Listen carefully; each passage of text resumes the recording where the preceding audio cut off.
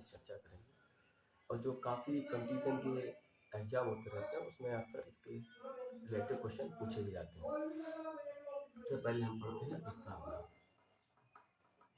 प्रस्तावना, ठीक है, इसे हम लोग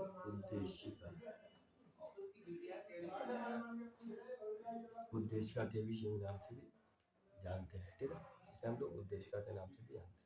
इसको प्रस्तुत करने का अधिकार किसका था, आप लोग बताइए। प्रस्तुत करने का अधिकार आप लोग सीरियस कहेंगे कि इसके निर्माता अम्बेडकर थे, डॉक्टर अम्बेडकर, ठीक है। आप सभी की नज़र में ये होगा इसको प्रस्तुत करने का अधिकार अम्बेडकर जी को होगा, नहीं, ऐसा नहीं। इसको प्रस्तुत करने का अधिकार था पंडित नेहरू को। इसको जो प्रस्तुत करने का अधिकार पंडित नेहरू का था, जो हमारे फर्स्ट प्राइम मिनिस्टर थे।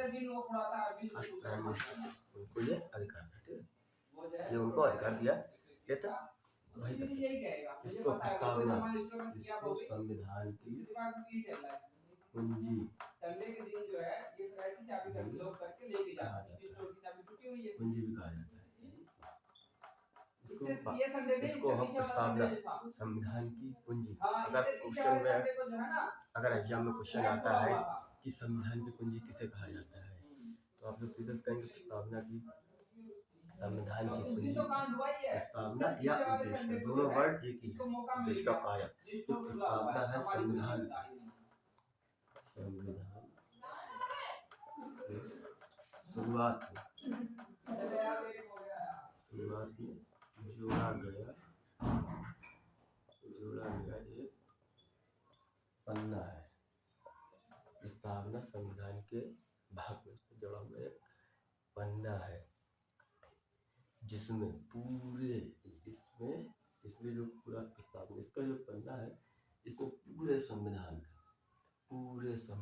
का निचोड़ को रखा गया है। पूरे संविधान का निचोड़ आपको किसमें मिलेगा, प्रस्तावना में। या ऐसे भी कह सकते हैं, जैसे हम लोगों की फिल्में आती हैं, फिल्में जैसे भी जल्दी में आप लोग पता होगा, जैसे कि पठान मूवी आई थी, ठीक है। पठान मूवी हम जो लोग पूरी ना देख पाए, पठान मूवी जिसने पूरी ना देखी हो, आपने देखी हो बताना, मैं तो देखता नहीं, मेरी मूवी में कोई इंटरेस्ट भी है भी नहीं मुझे देख। जैसे आपको एक एग्जाम्पल, पठान मूवी जिसने पूरी देखी, ट्रेलर देख लिया, एक मूवी का ट्रेलर आता है, उसमें उसको हिस्ट्री समझ में आ जाती है कि इसमें किस हिसाब से इसमें आया है, यानी इसमें किस हिसाब की बात की गई है। ट्रेलर हम लोग को दिख जाता है कि हाँ मूवी में ये होगा, ऐसा होगा, वैसा होगा। तो ये संविधान में इसको पढ़ करके हम लोग ऐसे देख सकते हैं इसमें क्या होगा, कैसा है, ठीक है। और हाँ, इसको नोट कर लिए, जरा देखते हैं।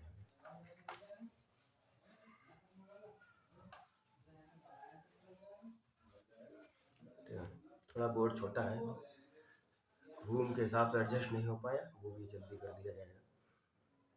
और इसके जो सुप्रीम कोर्ट के हमारे जज थे, सुप्रीम कोर्ट के जो जज थे,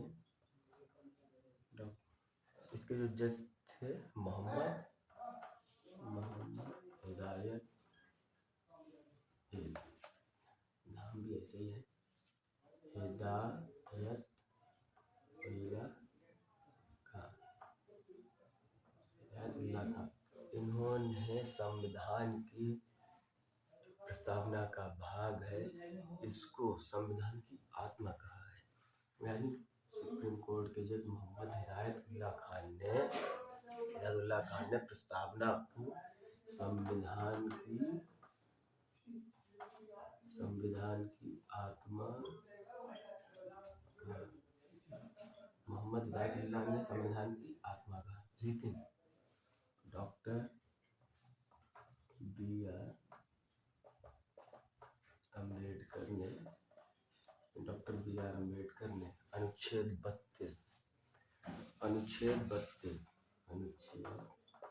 32 को संविधान की आत्मा कहा।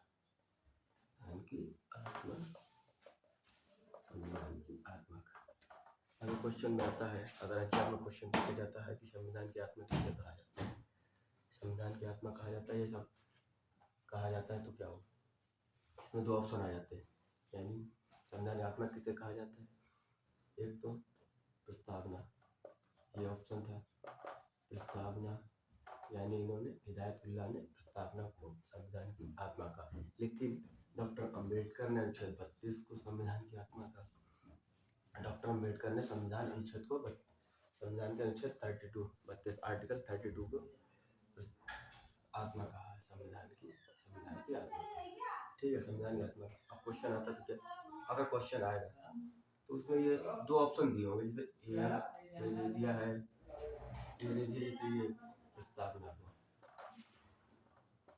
और बी दे दिया अनुच्छेद 32, ठीक है, अनुच्छेद 32 दे दिया, और सी में एक्स वाई जेड जैसे कुछ भी दे दिया, मान लीजिए जैसे एक्स वाई जेड छोड़िए, जैसे मान लीजिए एक्स वाई जेड ने अनुच्छेद 71 दे दिया, ठीक है, आर्टिकल 31 दे दिया, और डी में दे दिया ए और बी दोनों,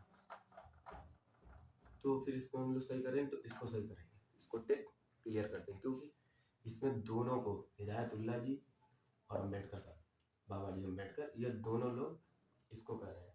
अगर क्वेश्चन ये आता है, अगर क्वेश्चन ये आता है कि डॉक्टर अम्बेडकर ने संविधान की आत्मा किसे कहा, तो हमारा ऑप्शन हो जाएगा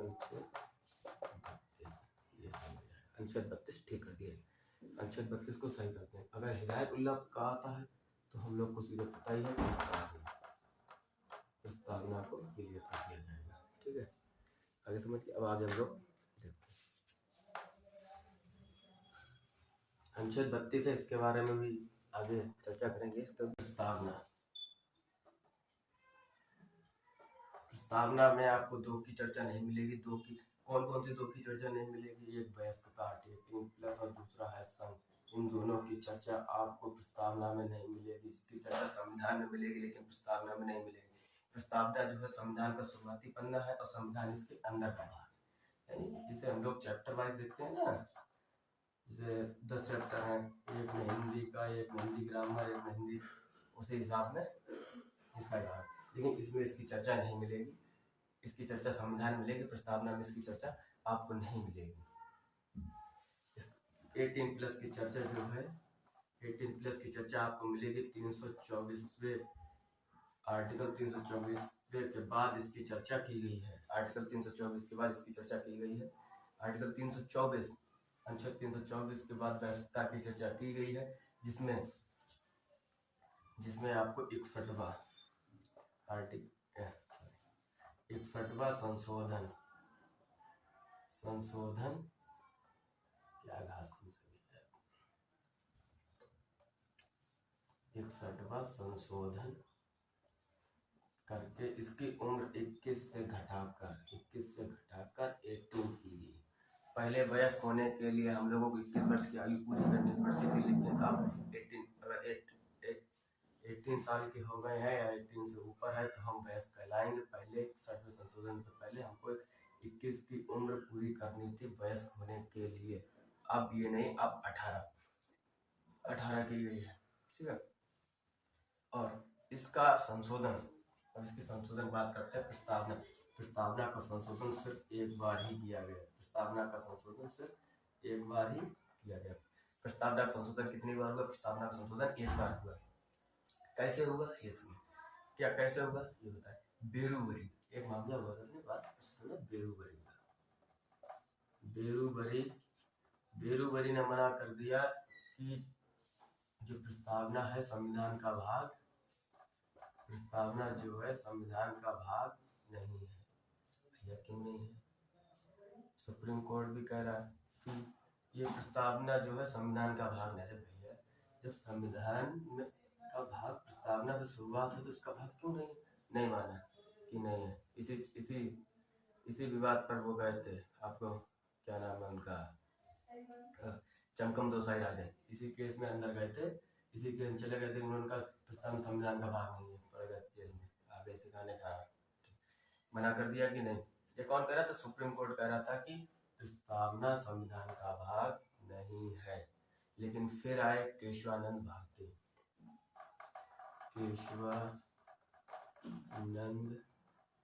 भारती, केशवानंद भारती है।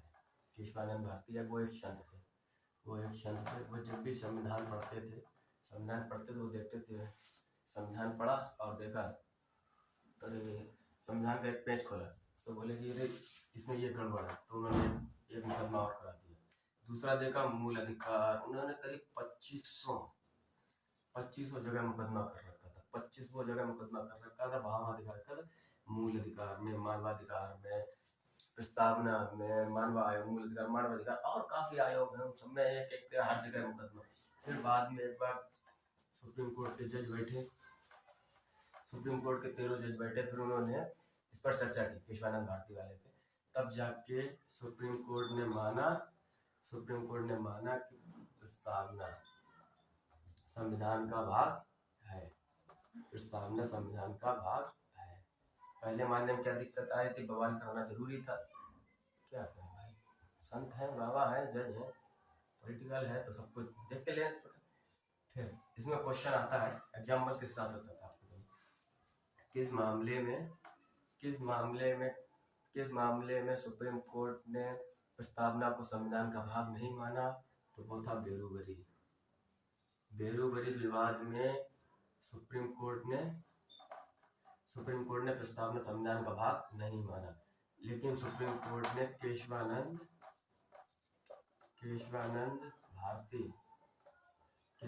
भारती के विवाद पर सुप्रीम कोर्ट ने माना कि प्रस्तावना संविधान का भाग है। पहले मानने में क्या दिक्कत थी, नहीं माने, प्रस्तावना संविधान का भाग है। तब जाके संसद ने माना, तब जाके सुप्रीम कोर्ट ने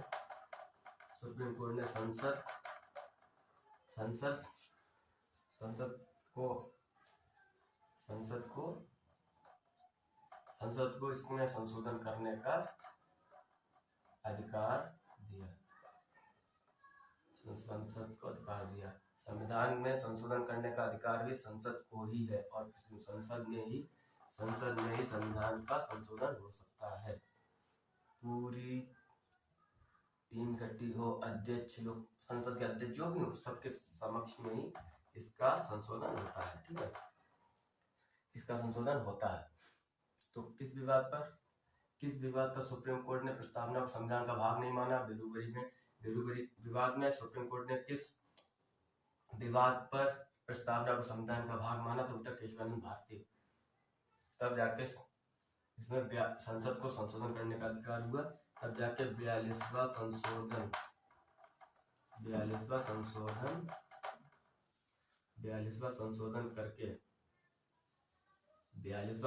करके उसमें तीन शब्द जोड़े गए, प्रस्तावना में 3 शब्द जोड़े गए, ठीक है, 3 शब्द जोड़े गए। कौन जोड़े गए? 42वां संशोधन था, लेकिन प्रस्तावना का पहला संशोधन था। 42वां संशोधन है पूरे संविधान का 42वां संशोधन। 41 संशोधन पहले संविधान में हो चुके थे, 41 संशोधन पहले संविधान में हो चुके थे, 42वां संशोधन प्रस्तावना में हुआ था। क्वेश्चन आ जाता है एग्जाम में कि 42वां संशोधन किसमें किया गया, तो प्रस्तावना में संशोधन किया गया था।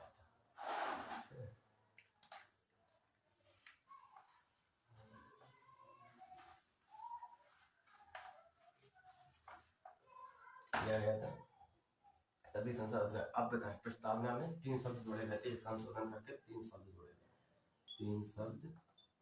जोड़े गए, कौन कौन से? नंबर 1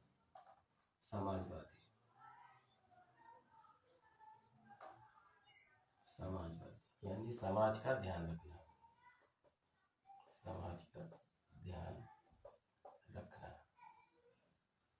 का ध्यान रखना। नंबर 2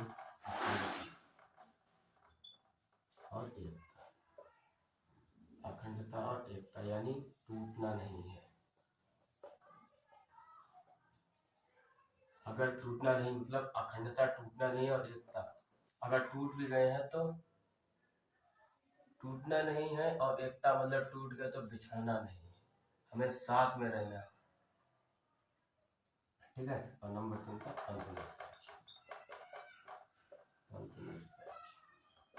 ये भी समाज से ही है, समाज का ध्यान रखें। समाज के कल्याण के लिए हमेशा अपनी भागीदारी आगे बढ़ाए रखना। ये नहीं कि वो क्या कर रहा है उससे कोई मतलब नहीं, अरे भाई हम सब एक है, सबका ध्यान रखना पड़ेगा। ये हो गया प्रस्तावना। प्रस्तावना का बात खत्म हो चुका है। अब आगे अगली वीडियो में हम आपको